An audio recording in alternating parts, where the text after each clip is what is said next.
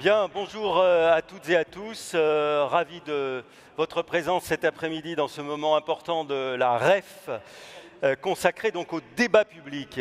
Le hashtag d'ailleurs dit beaucoup de la situation du débat public, le hashtag qui a été mis en illustration de cette session, des clics et des clashs. C'est bien justement les symptômes du malaise que vit aujourd'hui le débat public. Bienvenue donc sur ce cours Philippe Chatrier, c'est vrai que c'est un plaisir d'être là, hein, j'espère pour vous aussi. Le paradoxe, c'est que nous n'avons jamais eu à notre disposition autant d'outils pour nous exprimer, émettre, transmettre des informations, des opinions aussi, et pourtant, rarement, la qualité des échanges démocratiques n'a paru autant mise en cause, en danger, au point d'ailleurs de remettre en question la démocratie elle-même. Alors avec la prolifération des fake news, l'hyperpolarisation des expressions, l'emballement parfois de l'information en continu lorsqu'elle devient frénétique, quels sont les ressorts de cette crise que nous sommes en train de vivre, comment l'endiguer, crise du débat et crise d'expression démocratique. Et puis, plus encore, nous le verrons, comment, je l'espère, vous aurez des solutions, comment redonner du souffle à ce débat public. Pour en parler, nous accueillons Chloé Morin, politologue, chercheuse, qui, il y a quelques mois, a publié La Broyeuse, un essai sur les coulisses de la décomposition médiatique, où vous pointez l'hystérisation des débats. Nous accueillons Yaël Braun-Pivet, présidente de l'Assemblée nationale, l'ancien ministre Éric Dupond-Moretti, avocat, comédien, je ne sais pas si on peut dire ça aussi, non, en tout cas vous. Voilà. Homme de théâtre, voilà. Pierre Louette, président du groupe Les Échos, Le Parisien. Mathieu Stéphanie, qui est entrepreneur dans la tech depuis plus de 20 ans et qui est aussi un producteur de contenu, on le verra, avec notamment un podcast vidéo et audio particulièrement renommé, qui s'appelle Génération Do It Yourself, et Nicolas Dufourc, directeur général de la Banque publique d'investissement. Merci à tous d'être avec nous. Sans plus attendre, parce qu'on a relativement peu de temps, c'est le problème qu'on va avoir cet après-midi, mais on va être efficace. Chloé Morin, puisque vous avez eu ce regard un peu panoramique, qu'est-ce qui vous frappe aujourd'hui quand vous observez le débat public ? Au moment où d'ailleurs, il y a eu un sondage qui a été publié pour cette rencontre de la REF ici à Roland-Garros, 80% des Français, c'est un sondage L'Opinion pour Confluence, réalisé par Odoxa, 80% des Français estiment que le débat public ne fonctionne pas de façon satisfaisante en France. Quels vous paraissent être, au-delà même du constat général, les éléments les plus prégnants tels qu'ils s'accroissent même peut-être aujourd'hui de ce malaise du débat public? Alors, quand les Français disent que le débat public ne fonctionne pas, en général, ils font référence à une forme de saturation de l'information qui est déversée sur eux en continu et à des postures, au fameux buzz, au clash permanent et au fait que les acteurs du débat public sont rarement dans une position où ils essayent d'aller chercher un compromis, mais dans une posture qui disqualifie en fait la contradiction. Mais ce qui me frappe le plus, c'est que cette dégradation du débat public, nous n'en sommes qu'au début, parce qu'a lieu aujourd'hui un basculement qui n'en est qu'à ses débuts, c'est le basculement du débat public des médias traditionnels vers les plateformes. Or, quand les médias traditionnels organisaient le débat public, ou en tout cas ce que les gens envoient à travers leur télévision ou leur téléphone, ces médias-là sont régulés. Les journalistes sont soumis à des règles de déontologie et globalement, les médias ne peuvent pas faire n'importe quoi. Or, les plateformes, elles suivent une logique qui est très différente et c'est une logique qui est justement d'accentuer en permanence le buzz, le clash. Elles ne valorisent pas la nuance, elles ne valorisent pas la complexité. Et donc, en fait, on risque d'avoir de plus en plus, dans la guerre de l'attention qui caractérise l'architecture du débat public, on va avoir de plus en plus des contenus qui seront des raccourcis, et qui seront issus des deux extrêmes, en fait, des deux pôles extrêmes du spectre politique. Donc, pour répondre à votre question, moi, c'est ça qui me frappe le plus, c'est que nous ne sommes qu'au début d'un glissement qui, s'il n'est pas encadré, risque de conduire à une forme d'affaiblissement, si ce n'est d'effondrement de la démocratie. Et ça, dû principalement aux plateformes, alors même que les médias eux-mêmes peuvent jouer un rôle régulateur. Les médias le peuvent, mais en réalité, ils utilisent... Parfois dans la surenchère liée à la concurrence. Oui, mais un média, quand il produit un contenu aujourd'hui, il sait que pour que ce contenu soit valorisé, il faut qu'il rentre dans le circuit de valorisation de la plateforme. Et donc, en fait, c'est-à-dire produire des choses émotionnelles, produire des choses caricaturales, produire des choses... Et qui remontent dans les algos, comme on dit. C'est ça, exactement. Alors Yael Braun-Pivet, j'imagine que vous partagez ce constat. Vous l'avez dû le vivre d'ailleurs en tant que responsable politique et présidente de l'Assemblée nationale. Mais en même temps, on a le sentiment que, on parlait des médias qui se mettent parfois, pas toujours, finalement à l'unisson de ces règles algorithmiques, mais on a le sentiment que les politiques ont aussi leurs responsabilités. Il y a eu récemment une étude d'un cercle de recherche sur 2 millions de discours à l'Assemblée nationale ces 20 dernières années. Ça s'appelle la fièvre parlementaire, ce monde où l'on catch colère, polarisation et politique TikTok à l'Assemblée nationale. On est passé de 22% de discours émotionnels à 40% aujourd'hui, ça en 20 ans. Donc c'est que la politique aussi elle-même s'est dégradée et vous le vivez aussi, même si vous essayez de faire quelque chose pour garder un certain niveau de débat comme présidente de l'Assemblée nationale. Oui, bonjour à tous, ravi d'être parmi vous. Oui, effectivement, mais il ne faut pas avoir une vision idyllique de ce que pouvait être le débat à l'Assemblée nationale dans les temps anciens. L'Assemblée nationale est le lieu du débat et parfois le débat est agité, est animé et ça... Il en a toujours été ainsi. Moi, mes prédécesseurs m'avaient averti en me disant « mais si tu savais ce que moi j'ai vécu », et donc il ne faut pas non plus être naïf et se dire que l'agressivité, même si les chiffres que vous citez sont assez édifiants, l'agressivité dans l'hémicycle a toujours existé. Maintenant, elle est amplifiée aujourd'hui, elle est amplifiée dans les faits, parce qu'il y a une plus grande polarisation à l'Assemblée nationale, avec des groupes extrêmes qui se font face dans l'hémicycle et qui sont extrêmement nombreux. En 2017, quand je suis arrivée, les groupes Rassemblement national et la France insoumise, à eux deux, totalisaient 24 députés. Aujourd'hui, en 2024, le groupe Rassemblement national et la France insoumise totalisent plus de 200 députés. Donc on voit bien que leur nombre a été multiplié par 10 et donc l'opposition, la polarisation de l'hémicycle a explosé. Et cette polarisation, forcément, entraîne de l'agressivité verbale, des oppositions plus importantes parce qu'ils sont situés des deux partis extrêmes de l'échiquier politique. À cela se surajoutent les réseaux sociaux qui font que finalement l'hémicycle devient un écrin à des manifestations verbales, physiques, qu'on pourrait qualifier d'agite-propre, et donc qui ne visent pas à mener finalement un débat parlementaire de qualité, qui ne vise pas à convaincre ses adversaires politiques, mais qui vise simplement à faire du show, à faire de l'agitation, qui va pouvoir après être relayée sur les réseaux sociaux, dans ces médias, sur les chaînes d'infos, qui sont friandes de ces moments d'éclat et qui les relayent malheureusement bien plus que les temps de débat apaisés qui existent néanmoins à l'Assemblée.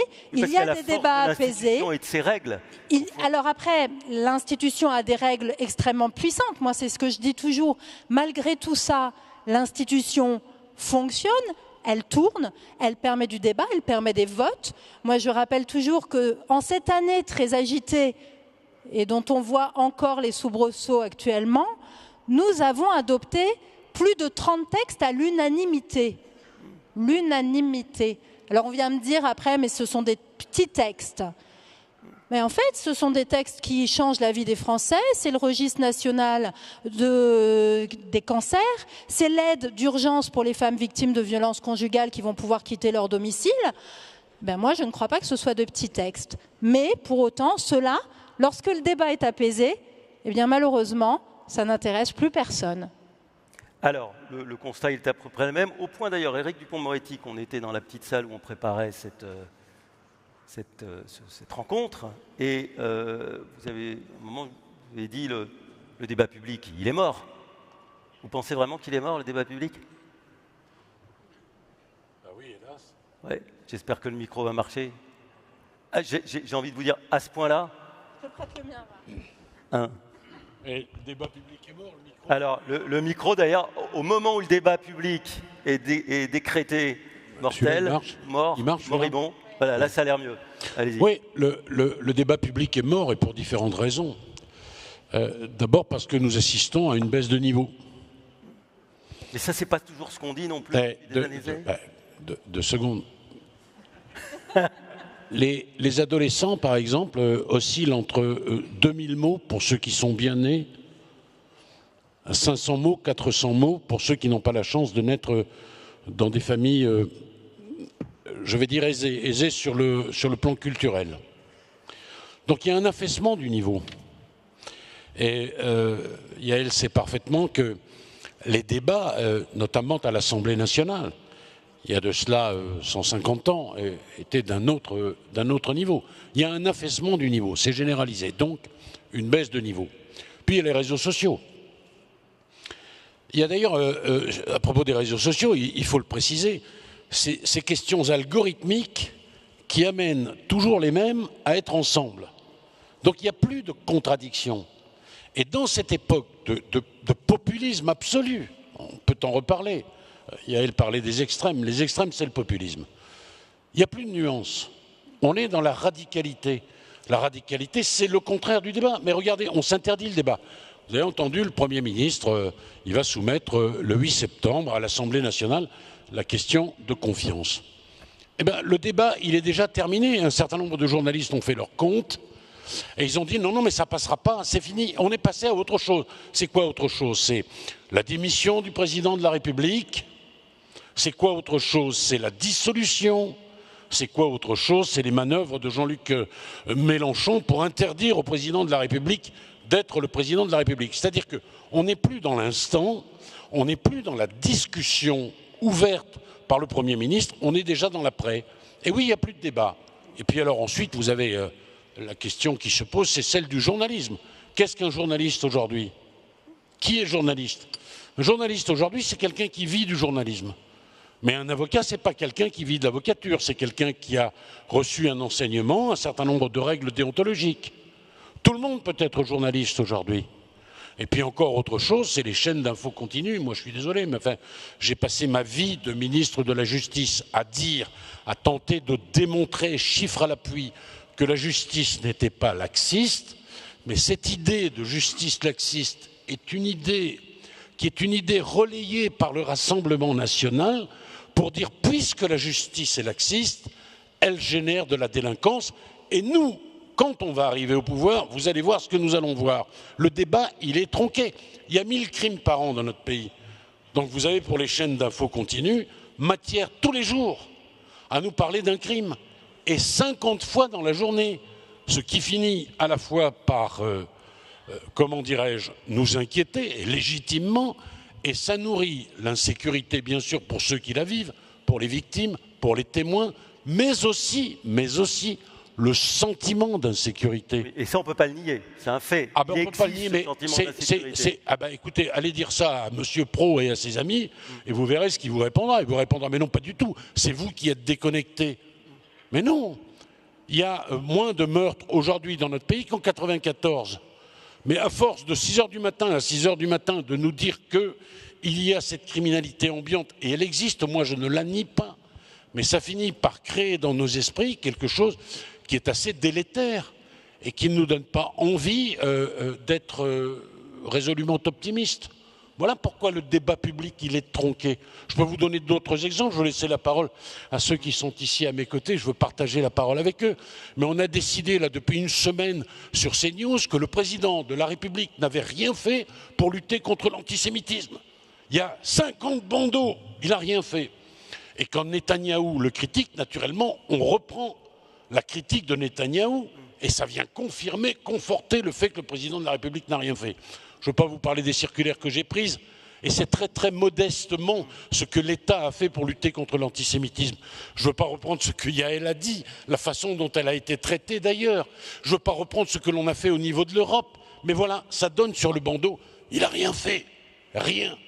Et ça devient plus quelque chose que l'on peut factuellement discuter. Ça devient un axiome. Oui, le débat public aujourd'hui est pourri. Alors, Éric Dupond-Moretti. Peut-être, puisque la profession de journaliste, pas moi qui vais répondre, même si j'ai quelque chose à voir avec le journalisme, est mise en cause par votre voisin. C'est un peu ce que vous avez l'impression que vous avez donné. Qu'est-ce que vous en pensez, Pierre Louette?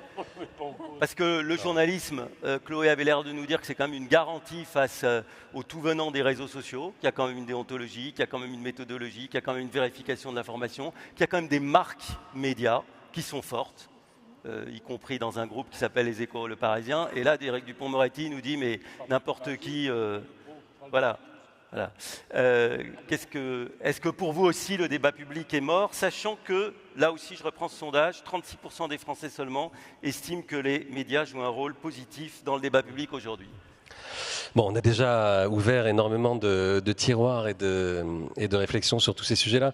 Moi, j'avais envie de rejoindre un certain nombre de choses qui ont été dites, notamment par Chloé au début, mais on a assisté depuis quelques années, et ça, ce ne sont pas les journalistes. Moi, je suis plutôt magistrat à l'origine, donc je ne suis pas vraiment journaliste. Les journalistes qui en sont les premiers responsables, mais on a assisté à l'émergence d'un vrai questionnement des faits.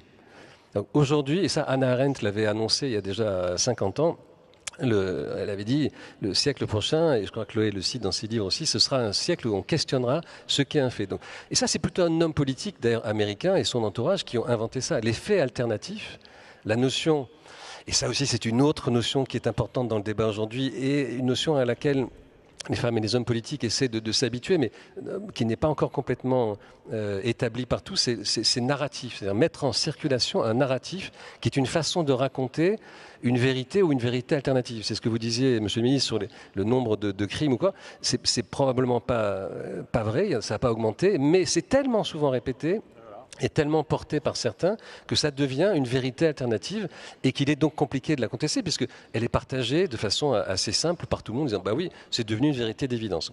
Donc la première chose, c'est que le fait lui-même est un objet de discussion. Ça, c'est quand même un peu embêtant quand on veut construire non pas sur du sable mais sur des réalités. La deuxième chose, moi, qui me fascine beaucoup dans la période dans laquelle on est, c'est la déception vis-à-vis de la démocratie. Alors, ça a beaucoup été dit ici ou là, mais il y avait ce sondage du Cevipof aussi, tu mentionnais d'autres sondages, mais le Cevipof disait pour 48% des Français, la démocratie, ça marche pas bien, c'est pas efficace.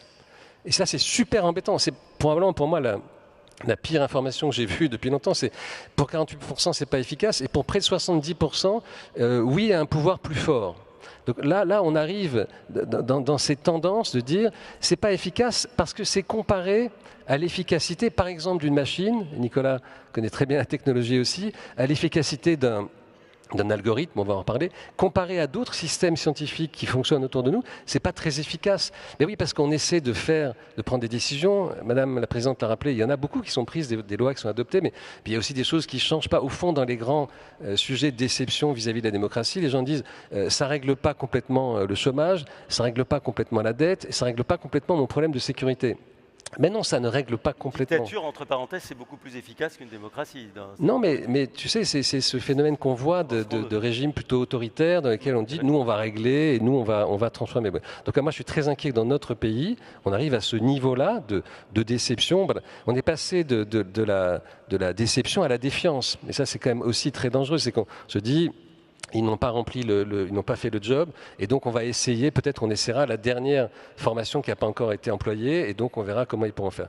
Donc là-dedans, est-ce que les journalistes ont un rôle particulier? Bien sûr, ils ont un rôle particulier, ils sont des médias. Donc les médias, évidemment, c'est intermédiaire entre un émetteur, qui peut être une femme ou un homme politique, et puis le public. Mais ces médias-là, je pense, et ça on peut le dire, on a tous en tant que médias beaucoup de mal à s'habituer à ce qui est devenu l'immédiat. Et en fait, c'est le rapport au temps qui a énormément changé. Il y a des phénomènes qui peuvent tourner pendant 4-5 jours, puis après on va passer au phénomène d'après, et ça sera 5-6 jours sur le même phénomène, et ça sera martelé. Et tout ce qui est temps long est extrêmement difficile à partager. Quand le Premier ministre Et je trouve qu'il faut saluer cette démarche-là. Essayer de se mettre dans une perspective longue. D'autres vont le faire dans quelques jours. La dette française, elle ne remonte pas à hier, elle remonte plutôt à avant-hier. Enfin bon, Nicolas pourrait en parler beaucoup mieux que moi, mais ça peut embêter assez vite sur une chaîne ou dans un endroit, parce que ça ne va pas assez vite, ça ne change pas assez vite. Il faut qu'il y ait quelque chose d'immédiat. Et puis alors, le dernier point, c'est l'immédiateté, c'est vraiment le propre des réseaux. On les accable de bien des mots, et je ne suis pas le dernier, j'ai écrit tout un bouquin là-dessus, mais quand même, il y a une chose qui, moi, me frappe beaucoup avec eux, et Monsieur le ministre, vous l'avez mentionné, c'est que le réseau social aujourd'hui, c'est le lieu où ne pas rencontrer les autres. C'est le lieu où rencontrer soi-même. Les tunnels cognitifs, ce sont des ensembles, des sous-ensembles qui jamais ne s'assemblent. C'est-à-dire qu'on va être avec ceux qui pensent comme soi, et on ne sera jamais avec ceux qui pensent autrement, on ne veut pas les voir, ils n'existent pas. Et c'est tout le contraire de la formation de l'opinion démocratique. Et ça ouvre ce problème de la crise au sein de la démocratie. Alors, paradoxe de réseaux sociaux qui deviennent asociaux, finalement. Mais justement, Mathieu Stéphanie, vous qui avez été un acteur, vous avez par exemple créé une boîte qui s'appelle Cosa Nostra, vous avez vraiment porté pendant longtemps. Cosa Nostra, c'est le cousin. Cosa Nostra, c'est autre chose. Bon, voilà. C'est un lapsus qui n'est pas révélateur. Une belle introduction, ouais. C'est sympa. Cosa Nostra, qui a accompagné beaucoup de médias dans leur évolution digitale. Vous connaissez les questions. Vous produisez, je l'ai dit, un podcast vidéo, audio, deux même d'ailleurs, qui marche très très bien. On voit que le monde des réseaux sociaux est devenu un peu le bouc émissaire à accuser, à pointer du doigt pour dire le débat public est mort. Est-ce que vous vous satisfaisez de cette espèce de condamnation d'une technologie qui, d'ailleurs, dont personne ne peut se passer en même temps, parce que personne ici ne dit qu'on va les supprimer ou qu'on va les interdire. Et ce qui est fou quand on y réfléchit, c'est que il y a 40 ans, hier, hein, il y avait le PAF, c'était 6 chaînes. J'exagère un peu, je m'en souviens plus, j'étais jeune, mais 3 stations de radio, 3 chaînes de télé. Et aujourd'hui, c'est le PAF, 70 millions de chaînes potentielles. On se dit c'est quand même un progrès extraordinaire, phénoménal. Mais en effet, on a vu depuis tout à l'heure que les algorithmes vont choisir pour vous ce qu'il faut mettre en avant. Et puis, derrière, il y a des acteurs politiques, économiques, qui, pour moi, en grande partie, sont trop moutonniers. Pour certains, manquent de courage aussi. Moi, je le vis au quotidien. Je vois des gens qui ne veulent pas venir sur mon podcast, des patrons, parce que, en fait, je ne fais pas de coupe. Parce que je mets tout, 2h30, 3 heures de contenu. En ligne, d'interviews, d'échanges, de discussions, parce que moi je suis pas journaliste donc j'appelle pas ça une interview, et qui vont me dire mais oui mais tu comprends, nous on est coté en bourse, ou tu comprends mais les éléments de langage, le politiquement correct, ces choses-là. Puis il y en a d'autres qui le font, il y en a plein, je dois les saluer. J'ai reçu Sébastien Bazin, j'ai reçu Carlos Ghosn, j'ai reçu le président de la République qui viennent, qui acceptent mes termes. Mais aujourd'hui il y a un gros manque de courage chez beaucoup de personnes, et on peut aller, je pense, à contre-courant. Moi, j'ai créé ce podcast Génération It Yourself en 2017, à un moment où on disait dans tous les médias, je pense que Pierre ne dira pas le contraire, il faut faire plus court, plus, sortir 8 articles par jour par journaliste, etc. Des articles courts, du 140 caractères, etc. Moi, je suis arrivé avec des formats qui font grand minimum 1h45. Je crois que mon premier épisode faisait 1h45. Je me suis dit, personne ne va écouter ça. Et en fait, je crois que le plus long fait 4h10. Et 4h10, le taux de complétion moyen de ce que je propose... C'est le soulier de satin du contenu YouTube, quoi. Mais ce qui est intéressant, c'est qu'en revanche, le taux de complétion est supérieur à 70%. En moyenne, 70% des gens qui écoutent Génération It Yourself vont jusqu'au bout. Donc on n'est pas obligé d'abrutir les gens. On n'est pas obligé de suivre ce que les algorithmes nous proposent et nous imposent. Les Français ne sont pas complètement cons. Les Français, en fait, ils sont plus intelligents que ce qu'on pense. Et on peut leur proposer des choses, ils veulent l'apprendre. Mon épisode récent avec Carlos Ghosn, vous prenez ça, ceux qui l'écoutent, je vous recommande vraiment, un peu de promo, ça fait jamais de mal au passage, mais de l'écouter. On a plein d'apprentissages. J'aurais pu passer 2 heures à essayer de savoir comment c'était dans sa malle, à essayer de savoir comment... Non, j'ai profité de quelqu'un qui a une parole libre, qui est à un endroit, on l'aime pas, c'est pas le débat. Mais il m'explique plein de choses. Donc je pense qu'il faut chacun prendre ses responsabilités. Les hommes, les femmes politiques, aujourd'hui, ils ne les prennent pas forcément. Ils utilisent les réseaux sociaux parce qu'ils ont compris les algorithmes, parce qu'ils vont taper sur les autres, parce qu'ils vont taper sur le pouvoir en place, pas pour la France. Ils s'en foutent. Et parce qu'ils veulent se faire élire derrière, parce qu'ils veulent plus une caisse de résonance plus importante. Il y a un moment, en fait, chacun doit prendre ses responsabilités, pas forcément suivre les règles qui nous sont imposées par des réseaux sociaux américains ou chinois. Voilà, donc ce n'est pas en eux-mêmes les réseaux sociaux qui abîment la démocratie, c'est l'usage qu'on en fait davantage. Exactement, l'usage qu'on en fait. Sur YouTube, nous, on fait des cartons, c'est un réseau social, YouTube, on voit ça comme une... Mais sur YouTube, on fait des cartons avec, encore une fois, des gens qui regardent, enfin, des centaines de milliers, des millions de personnes qui regardent des contenus longs, très longs. Les gens ne sont pas que des bourrins. En effet, on a un peu de tout. On reviendra tout à l'heure au remède. Nicolas Dufour, vous êtes le directeur général de BPI France, la Banque publique d'investissement. C'est intéressant parce que j'ai vu, en préparant cette session, que vous alliez organiser dans peu de temps le grand rassemblement annuel là, qui s'appelle BIG, des entrepreneurs, des gens de la tech, des start-upers. Et là, le thème que vous avez choisi cette année, c'est la vérité. Alors, c'est un peu étonnant que tout d'un coup, en matière d'entreprise et de création d'entreprise, on parle de la vérité. Mais ce qui est vrai, c'est que dans le monde économique, on a de plus en plus, y compris là où, en principe, il y a de la statistique, de mal à s'accorder sur ce qui est un fait. Je reviens sur ce qu'on disait tout à l'heure. Le président Trump, lui, il vient de virer la responsable des statistiques parce que les chiffres de l'emploi ne le satisfaisaient pas. Puis dans d'autres pays, c'est exactement la même chose. Vous constatez qu'à la fois, non seulement le débat public, mais même l'action de dirigeants d'entreprise, elle souffre de cette incapacité aujourd'hui qu'on a à se mettre d'accord sur ce qui est réel et ce qui ne l'est pas? J'ai envie de dire que si on avait écouté les chefs d'entreprise depuis 1974, on n'en serait pas là. Les chefs d'entreprise ont toujours dit la même chose. J'ai relu pas mal des bouquins, parce que je sors un livre sur la dette sociale dans 15 jours, son histoire depuis 1974. Donc j'ai relu ce qu'on se disait dans le débat public français dans les années 74, 75, 76, puis la période Raymond Barre, etc. Et ce que disait le CNPF de l'époque, c'est pas très éloigné de ce que dit le MEDEF aujourd'hui. Il y a une absolue constante de nous tous, chefs d'entreprise, sur voilà ce qui est bon pour la France. Sauf que ça n'a jamais été entendu. Jamais. Alors pourquoi ?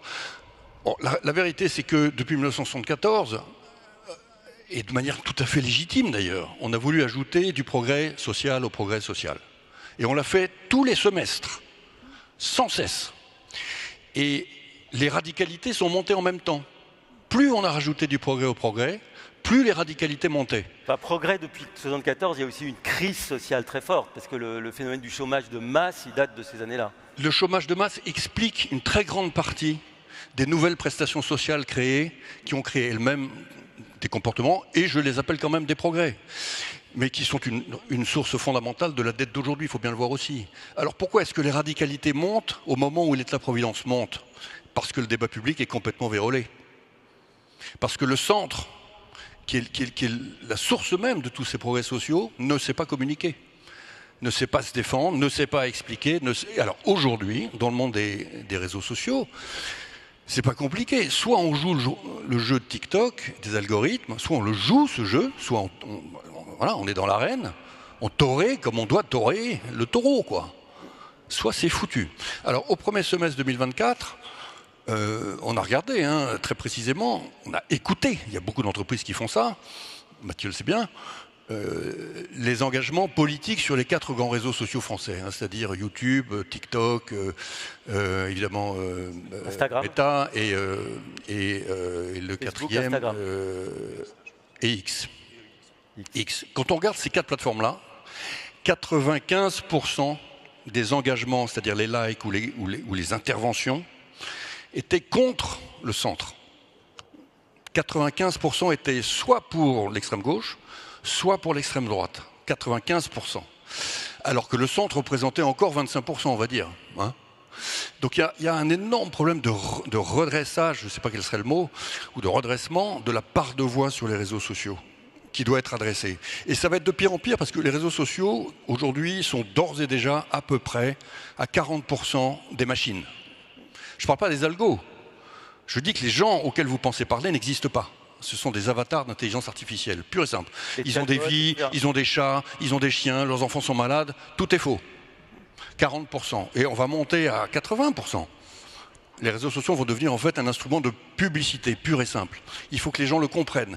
Ça va prendre des années pour qu'ils le comprennent. Dans cette période-là, qui va durer, je ne sais pas moi, 5 à 10 ans, la propagande, notamment de nos ennemis extérieurs, va être extraordinairement puissante. Donc, comment est-ce que le centre, dans lequel je compte tous les chefs d'entreprise d'une manière ou d'une autre, le centre réaliste, peut contre-attaquer? C'est ça la question. Eh bien moi je dis qu'il doit jouer le jeu. Il doit jouer le jeu, c'est-à-dire, il a participé à des podcasts évidemment, Mais il y a, si pour obtenir l'attention d'un jeune de 24 ans, il faut parler seulement 45 secondes sur TikTok en sortant quelque chose de très punchy, un peu gore, un peu porno même, hein, mais il faut le faire. Faut y aller. Pourquoi je dis porno? Non, mais je vais m'expliquer. Ouais. Quand vous faites des émissions culinaires sur TikTok, ça s'appelle la porn food. La porn food. Vous ne faites pas genre comme avant. Vous sortez un hamburger bien gras. L'autre jour, je voyais une entrepreneuse qui vendait des madeleines sur TikTok. Elle marche très très bien. Je lui dis, mais comment vous vendez des madeleines sur TikTok? Je fais de la porn madeleine. Et c'est quoi? C'est une énorme madeleine avec du chocolat qui coule. Avant, on avait Maïté. Et donc, ce que je veux dire, et comme ça vous le retiendrez, c'est que nos messages à nous, entrepreneuriaux, les messages, bon, grosso modo, les messages du centre, soit on réussit avec des punchlines intéressantes à les communiquer comme ça, et on sera entendu, soit on continue de le faire dans la dentelle comme avant, en attaquant le rationnel, ça ne marche plus, et on ne sera pas entendu. Et on sera définitivement battu. Ceux qui tiennent un discours rationnel comme vous, et je crois que vous êtes présents d'ailleurs sur TikTok, vous ayez la porte d'entrée émotionnelle. C'est ce que vous êtes en train de nous dire. Oui, il faut adopter les codes qui permettent d'utiliser ces réseaux, si possible, en les tournant dans le bon sens. Absolument. Et je pense qu'on doit tous le faire. Et pourquoi est-ce que la BPI fait le big depuis 10 ans? C'est pour ça, c'est qu'on est dans un combat contre les minorités vociférantes. Si vous n'êtes pas vociférant, vous êtes foutus. Donc on a dit on va faire un événement. Soit on fait quelque chose de classique, soit on fait big. Et on fait big. 20 000 entrepreneurs dans un stade, une journée. Et des audiences sur Internet absolument gigantesques. Donc il ne faut pas avoir peur de ce qu'on pense, et il ne faut pas avoir peur de le pousser par, j'ose le dire, de la guide propre. Les bonnes méthodes d'avant. Qui sont les méthodes de nos ennemis? Éric Dupond-Moretti, Nicolas Dufour, il faut l'applaudir. Dans cette, et pour en venir un peu à la façon dont on peut, je ne sais pas s'il faut corriger ces dérives ou essayer de reconstituer un débat public qui est mort, il faut quand même souligner que c'est aussi un élément de guerre informationnelle, qu'il y a des ingérences extérieures qui poussent à cette dégradation. Comment est-ce qu'on combat ça? Est-ce que d'après vous, le droit peut faire quelque chose? Parce qu'il semble assez impuissant aujourd'hui face à la force, j'allais dire. D'abord, il y a quelque chose qui me trouble. Vous avez passé la parole à votre confrère et vous avez dit l'ancien ministre met en cause les journalistes. Ouais. Vous allez trop vite. Je ne mets pas en cause les journalistes, comme je n'ai jamais mis en cause les magistrats lorsque j'étais garde des Sceaux. Mais il y a de grands journalistes et par définition, il y en a des petits. Comme il y a des grands avocats, il y a des petits aussi. Et des grands garagistes, et des grands patrons. Et des grands politiques, et des petits. Oui, bien sûr. Vous avez compris le principe. Oui. Mais, merci. D'où peut venir la régulation? Si elle vient des politiques, vous serez les premiers à hurler, et à juste titre. Vous ne respectez donc pas la liberté de la presse et la liberté d'expression. Ça peut venir de vous aussi.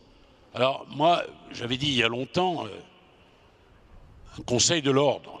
On m'a dit, ouais, mais c'est une mesure vichiste, vous n'y pensez pas. Oui, ben, le conseil de l'ordre des avocats aussi, c'est Vichy. Le conseil de l'ordre des médecins, des pharmaciens. Le tout, c'est que ce soit géré par vous, entre vous, par vous. Mais il faut faire quelque chose parce qu'on est en train de se faire dévorer. Pardon, hein? Et puis, il y a les influences étrangères. Les puces de lit, par exemple. Ah, les puces de lit, je vais vous faire le truc, là. Toujours pro, vous allez dire que je m'acharne sur lui, mais... Oui. Et il n'est pas là, en plus, donc il faut faire... Parce que ouais, mais c'est pas grave. Bien de s'attaquer à des gens qui sont pas là. C'est pas bien grave, il me crache dessus tous les jours, et je suis pas sur son plateau, parce que j'ai de bonnes raisons de ne pas y aller. Les puces de lit, ah ben écoutez, alors... Et les migrants, ah, alors, je ne dis pas que ça a un lien, mais je pose la question. J'ai quand même bien le droit de poser la question, non? Et là, il s'adresse aux types qui sont à côté de lui. Il n'y en a pas un qui lui porte la contradiction. Voilà comment on met le verre dans le fruit. Et donc, pour un certain nombre de téléspectateurs, ben, il y a un lien évident entre les puces de lit et les migrants. Bon, je peux multiplier les exemples. L'histoire de Brigitte Macron. Ben, pardon, mais ça a été relayé par les Russes. Brigitte Macron et son frère et sa sœur. D'où ça part, ça? De deux dingues. l'une qui se prétend journaliste d'ailleurs, et l'autre qui est une voyante. Et puis l'extrême droite reprend ça, un dénommé Poussard, bien implanté dans l'extrême droite. On pourrait poser la question à M. Bardella, il arrive tout à l'heure. Et M. Poussard, il exporte ça aux États-Unis. Et c'est repris par Mme Candace Owens, qui connaît parfaitement Marion Maréchal Le Pen, qui va même l'inviter en France à faire le pèlerinage de Chartres. Je le dis dans les médias. Vous avez entendu une réprobation, vous avez entendu des gens dire mais on est chez les dingos là, monsieur. Et il y a des années que cette saloperie de rumeurs prospère. Un de vos confrères sur CNews dit mais le président de la République, qu'est-ce que vous voulez que je vous dise moi, c'est un homme battu, il s'est pris une claque à la sortie de l'avion, il ne peut pas diriger un pays. Voilà. Et il faudrait ne rien dire et assister passivement à cette dégradation du débat public. Donc moi je pense que, parce que alors c'est gentil de faire des colloques, de papoter entre nous, c'est super, moi j'adore être ici, je suis venu souvent d'ailleurs, mais l'année prochaine on peut recommencer, si vous ne faites rien, et l'initiative elle doit venir de vous, des journalistes et des grands journalistes. Moi je ne mets pas en cause le Parisien, c'est pas vrai ça, mais le Parisien il peut dire avec d'autres journaux sérieux, mais là il faudrait peut-être qu'on s'interroge sur le fonctionnement de la presse, parce qu'on est en train de tuer le débat public et la liberté de la presse. Oui. Alors dans ce que vous dites, il y a des choses qui viennent de la presse, des choses qui ne viennent pas de la presse non plus. Voilà. Vous avez cité des gens qui... C'est pas parce qu'on se dit journaliste qu'on est journaliste. Hein, voilà. Mais bien sûr, c'est pas parce qu'on se dit journaliste qu'on est journaliste. Ouais. Et moi, je veux mettre là-dedans de la nuance. On ne peut pas mettre tout le monde dans le même sac. Ouais. Vous comprenez ? La justice, c'est d'abord la signature de ceux qui la rendent. Donc, et le journalisme, c'est pareil, monsieur. Mais on ne peut pas continuer dans cette dérive-là. Alors, regardez les choses, regardez passer les trains sans vouloir à un moment les arrêter. Voilà. Alors, comment arrêter les trains ? Et comment reconstituer un débat démocratique vivant, parce que les gens ne veulent pas du tiède, et ça vous l'avez très bien dit Nicolas Dufourcq, c'est vrai que si on est tout le temps, et c'est vrai que les trains qui arrivent à l'heure, ça intéresse moins que les trains qui n'arrivent pas à l'heure, hein, qu'on le veuille ou non, et aux Parisiens comme dans tous les médias on le sait. Pierre, comment vous voyez cette interpellation, en tout cas, cette vraie interrogation sincère et forte d'Éric Dupond-Moretti et la manière dont on peut faire avancer les choses là-dessus ? Alors, c'est vraiment une question extrêmement vaste, mais je pense qu'il a été assez bien souligné qu'il il faut de tout pour faire un monde, et donc un sous-ensemble de journalistes. Il y a des bons, des moins bons, il y a toutes sortes de... Bien sûr, alors, quand la question de l'ordre professionnel, pourquoi pas ? Il y a déjà un conseil de déontologie, il pourrait être transformé. Moi, je ne veux pas du tout me défiler par rapport à cette question-là, mais elle me semble importante, mais au demeurant pas prépondérante dans le paysage médiatique. Je vais vous expliquer pourquoi, dans lequel nous sommes.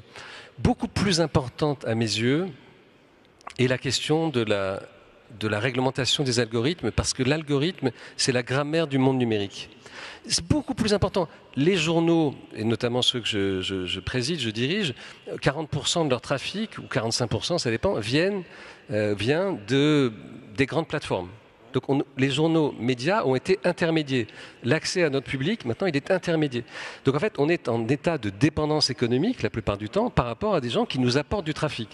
Et eux nous apportent du trafic, et ce trafic-là, et l'utilisation qu'ils font de nos contenus, puisqu'on est des fournisseurs de contenu, d'ailleurs assez rarement rémunérés.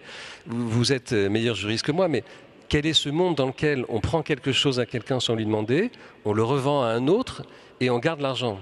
Ça avait un nom jadis, hein. Depuis les Babyloniens, ça s'appelait du vol.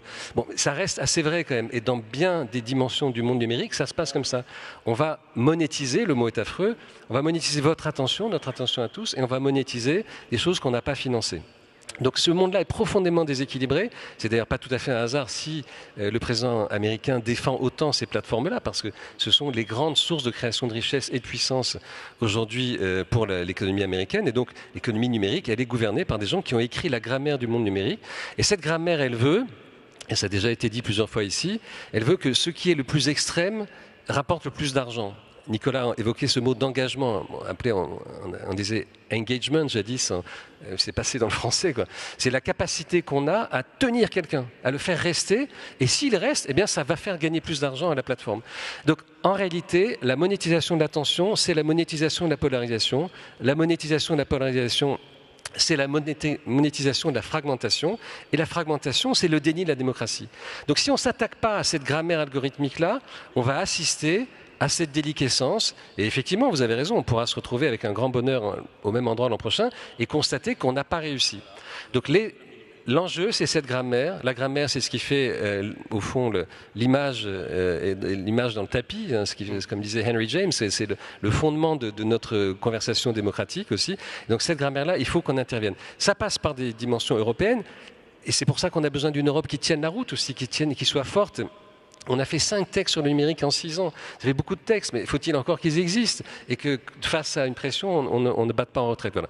Donc tout ça, ce sont des grands enjeux. Et moi, parce que le temps passe, moi j'ai envie de partager aussi une envie que ça marche, quoi. Et pour que ça marche, je crois qu'il faut continuer à se battre, à alimenter ce débat, malgré les travers, les dérives. Il faut continuer à être présent. C'est Chloé qui est ici, et je voudrais lui rendre cet hommage-là, parce que c'est une phrase que je cite tout le temps, elle ne le sait pas, mais je cite tout le temps l'autrice, celle qui a écrit cette phrase-là. Dans le débat démocratique, si tous les dégoûtés sont partis, il reste que les dégoûtants.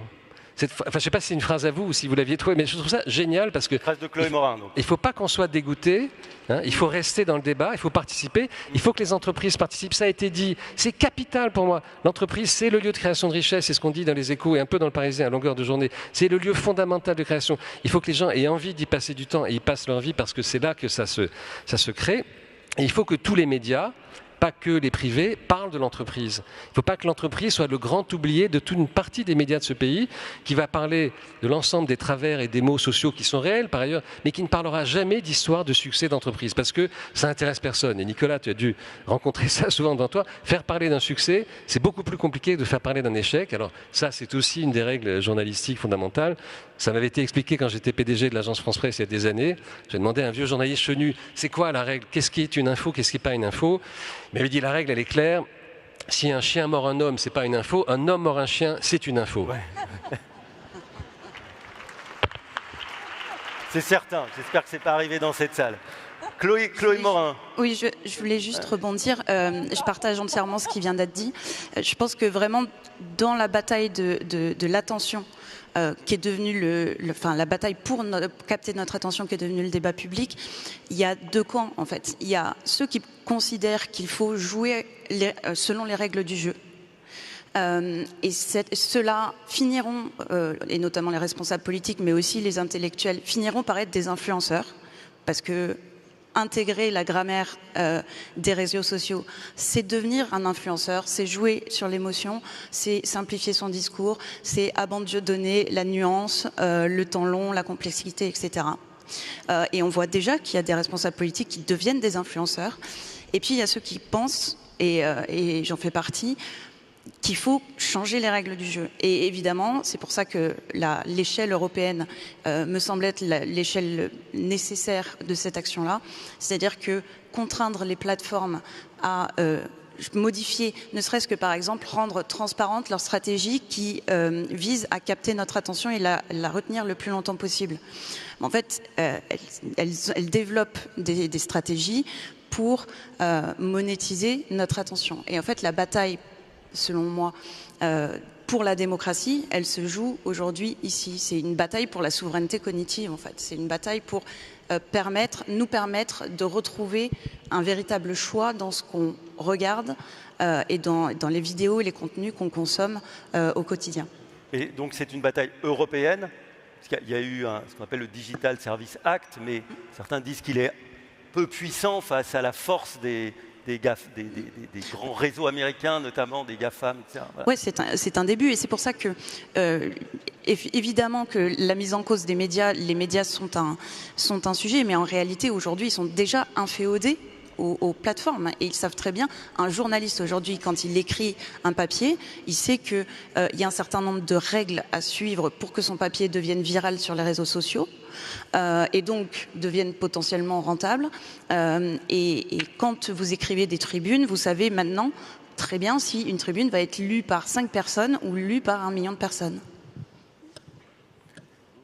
Yael Braun-Pivet, dans une assemblée, dans un contexte politique que l'on connaît, vous gardez une confiance sur la possibilité de revivifier un débat constructif ?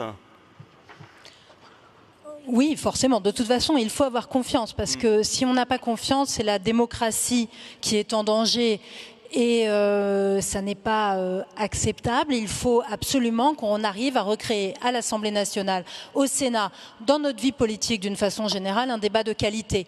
Parce que finalement, même si avec tout ce qu'on a dit sur les réseaux sociaux, sur les chaînes d'infos et tout ça, ils ne sont finalement que le reflet aussi de ce qui se passe dans le champ politique. Et moi, je crois qu'il ne faut pas abandonner le champ politique de la nuance, de la complexité, du temps long, de penser la société, etc., pour simplement le cantonner au mode des réseaux sociaux et à la façon dont cela fonctionne. Bien sûr qu'il faut aller sur les réseaux, bien sûr qu'il faut aller sur les chaînes d'infos, mais il faut quand même réussir à concilier avec la complexité et la nuance. Aujourd'hui, en France, politiquement, on débat mal, on légifère mal. Et ça, je pense qu'on peut tous le constater jour après jour, semaine après semaine, mois après mois. Et donc, il faut absolument qu'on arrive à mieux faire. Comment on fait? C'est du temps long.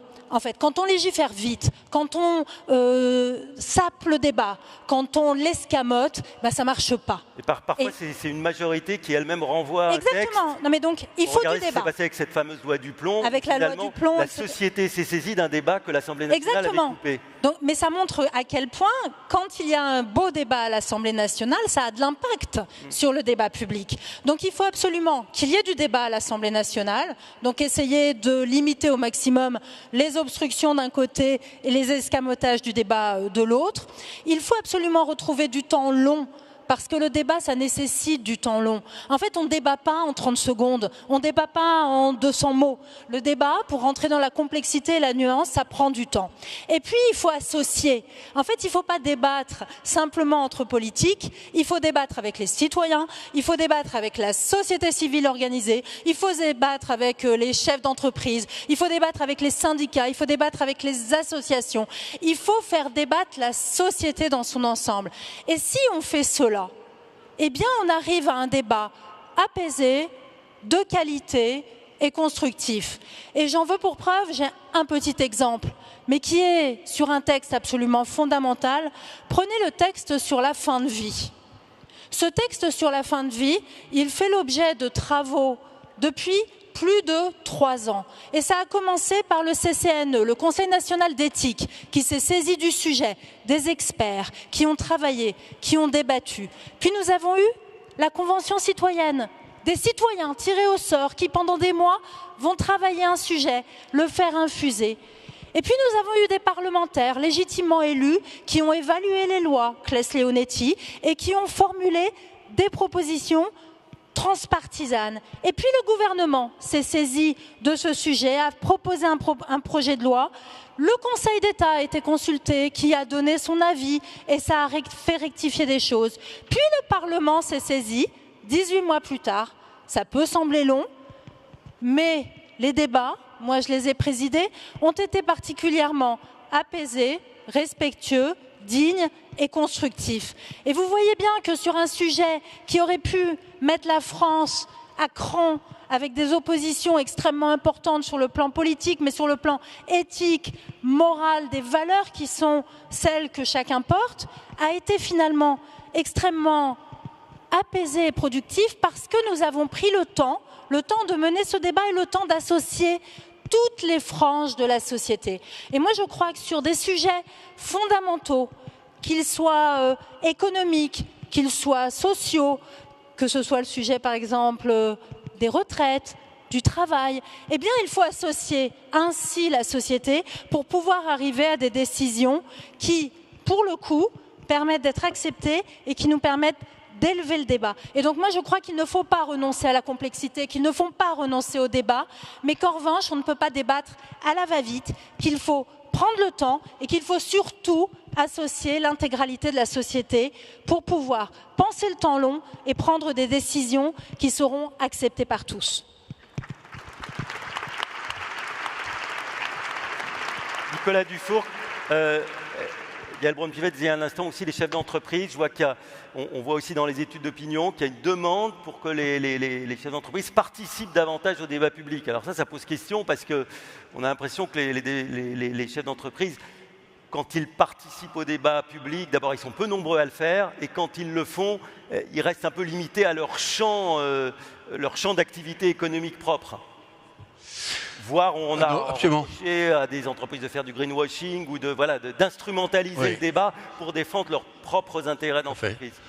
Moi, j'ai la conviction qu'on peut parler de la nuance, on peut parler de choses extraordinairement compliquées avec les nouveaux codes langagiers et médiatiques qui nous sont imposés par les réseaux sociaux. C'est pas contradictoire.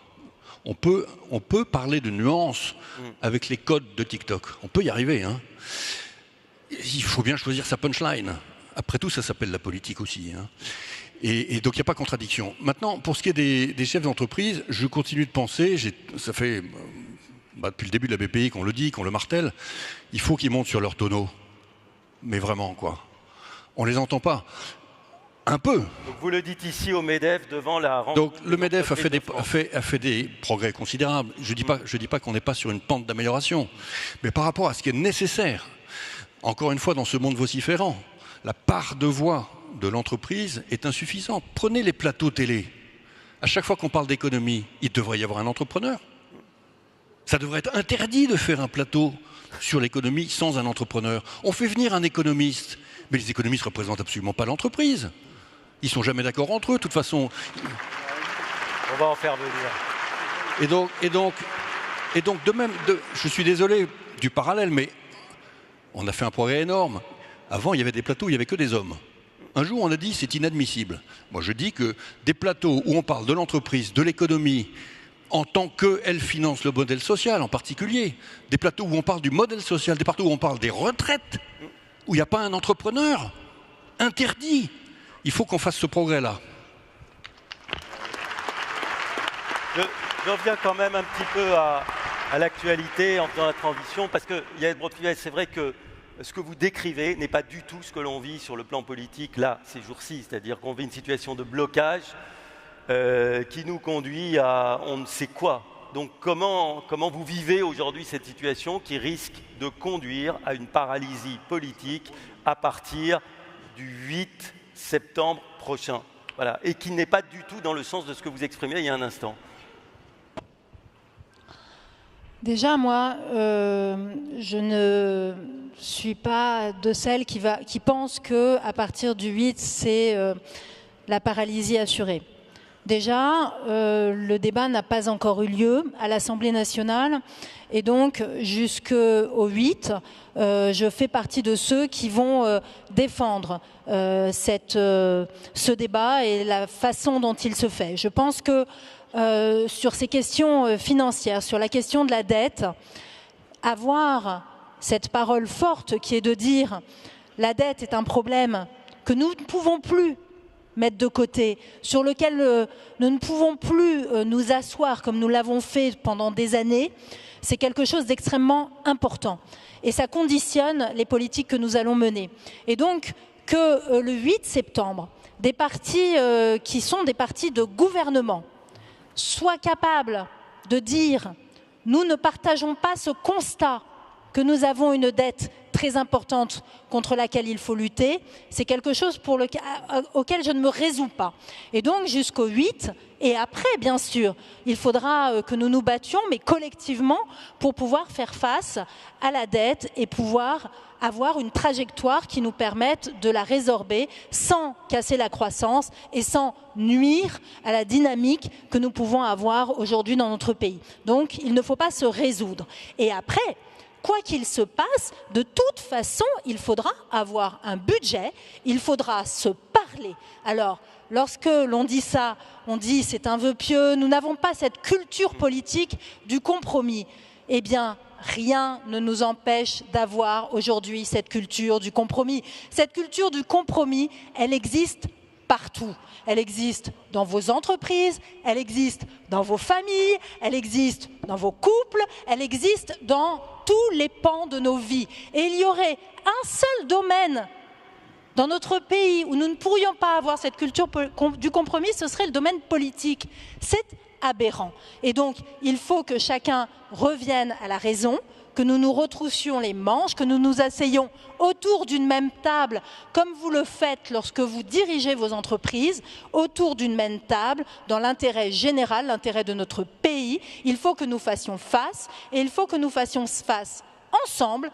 Et moi, je suis de celles qui, depuis le début, dit il faut faire face ensemble avec ce que nous disent les Français, et les Français ont élu cette Assemblée. Et quoi qu'on en pense, qu'on l'aime ou qu'on l'aime pas, elle est l'expression d'un choix démocratique de nos compatriotes il y a un an. Donc elle est explosée, 11 groupes politiques, elle est parfois extrêmement agitée, elle est tout ce qu'on veut. Mais c'est celle qui résulte du choix démocratique des Français.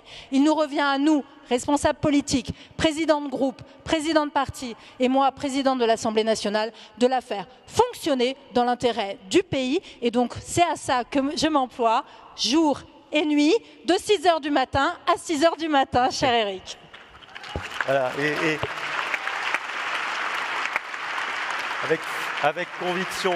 Mais quand vous regardez ça, vous qui avez été ministre, qui ne l'êtes plus, est-ce que les gens veulent du compromis finalement? Parce qu'il y a une part de plus en plus... Il y a la radicalisation des réseaux sociaux, mais qui correspond aussi à la radicalisation d'une certaine forme d'opinion. Et quand on voit la victoire d'un Donald Trump, enfin, la montée de régimes plus...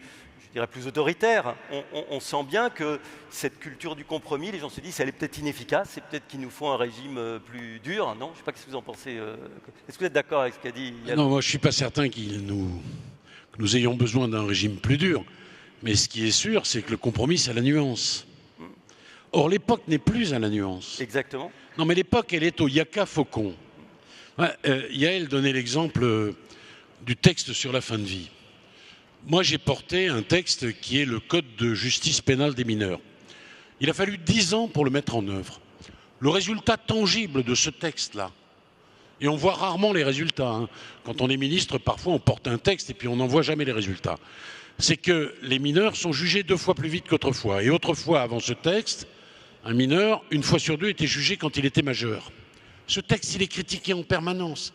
Yaka, faucon, faucon, yaka.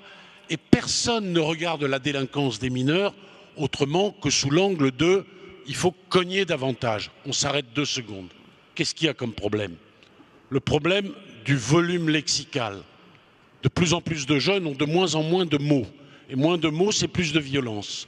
Qu'est-ce qu'on a comme autre problème pour la délinquance des mineurs? Le taux de THC, le shit, est 10 fois supérieur au taux de THC de 68, ce qui génère des crises de schizophrénie. L'accès des mineurs à la pornographie, c'est 11 ans. 11 ans. Les jeux vidéo. De plus en plus de mineurs se suicident. C'est à mettre en parallèle avec la délinquance des mineurs. C'est-à-dire que quand on dit sur les plateaux de télé, les yaka faucons là, il faudrait cogner plus, ça va régler le problème, c'est un mensonge absolu. C'est l'absence de nuance. Et c'est ça qui, au fond, tue le débat. Parce qu'on ne veut pas se poser. On ne veut pas réfléchir. Et ce que vous disiez, c'est juste, on parle d'économie, on ne fait pas venir les acteurs de l'économie. Il y a le yaka faucon, là, celui qui n'a rien fait dans sa vie, si ce n'est du blabla et du commentaire. Vous voyez? Eh bien, pardon de vous dire que les choses, elles sont plus complexes que ça. Moi, j'ai été 40 ans avocat. Je sais de quoi je parle quand je parle de la délinquance des mineurs. C'est compliqué, c'est de la nature humaine. C'est quelque chose qu'il faut prendre avec nuance, avec délicatesse. C'est pas yaka, faucon, faudrait. Je les entends tous les jours, de 6h du matin à 6h du matin. Ils nous pourrissent la vie.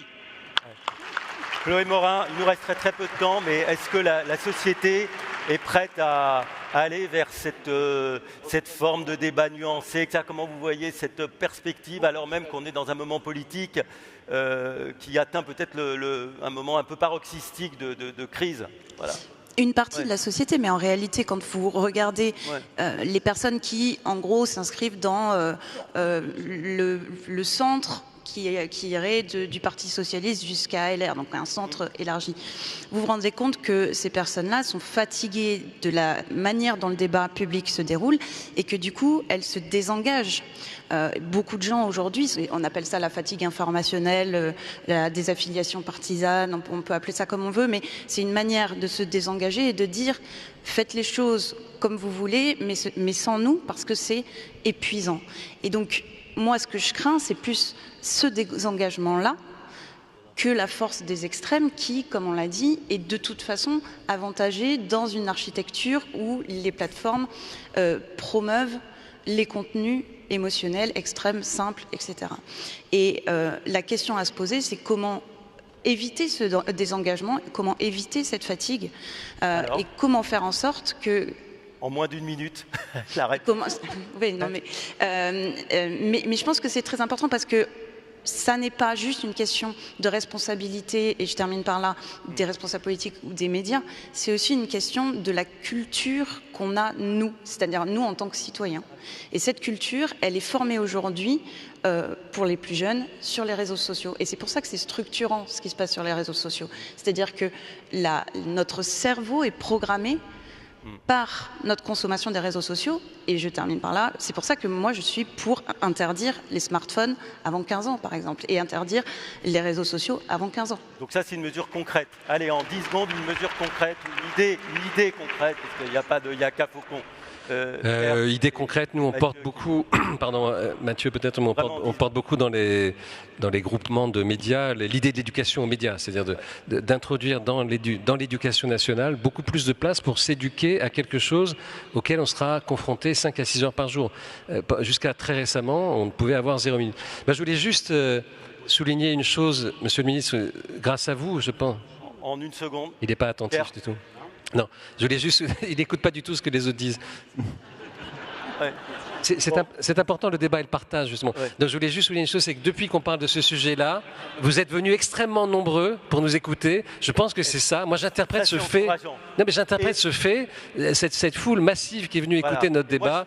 Eh bien j'en suis très heureux. Une idée concrète, c'est de regarder une chaîne où le débat se veut constructif.